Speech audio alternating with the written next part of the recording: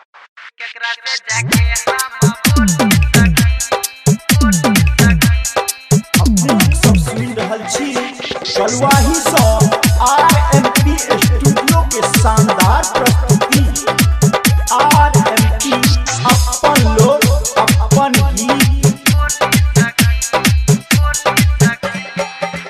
रहे होलिया में सब कोई माताल, छोटे छोटे लइका रहे छाटल। रहे होलिया में सब कोई माताल, छोटे छोटे लइका रहे छाटल।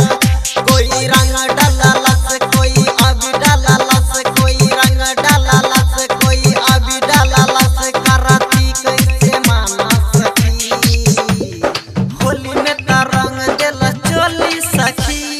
केकरा से जाके हम बोली सखी, होली में त रंग दिल चोली सखी। केकरा से जाके हम बोली सखी।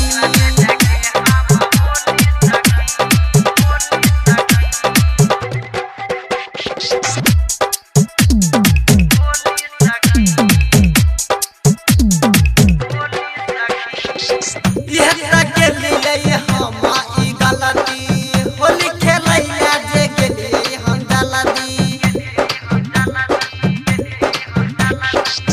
यह तक के लिए हम ई गलती, होली खेलैया जे गेली हम गलती। रहे पीके सब टोराइल मरद हमर बौराइल, रहे पीके सब टोराइल मरद हमर बौराइल। करती कैसे माना सखी, होली में त रंग दिल चोली सखी। केकरा से जाके हम बोली सखी, होली में त रंग दिल चोली सखी। केकरा से जाके हम बोली सखी। अपने सब सुन रहल छी कलवाही सँ आरएमपी स्टूडियो के शानदार प्रस्तुति। आरएमपी अपन लोग अपन गीत। रटर एसके ई कुंदन तक कइले, पूरा ओ गौवा में भाभी बनैले।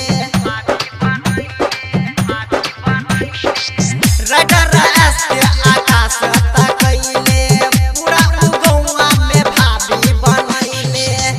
अविनाश अलबेला उहो रंग त डालेला, अविनाश अलबेला उहो रंग त डालेला। करती कैसे माना सखी, होली में त रंग दिल चोली सखी।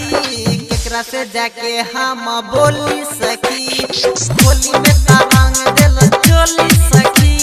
केकरा से जाके हम बोली सखी। आरएमपी स्टूडियो के लाल बटन दबाकर सब्सक्राइब करी, संग ही बेल आइकन के दबाना नहीं बिसरी, ताकि अपने सबक समक्ष नव नव प्रस्तुति अभित रहे।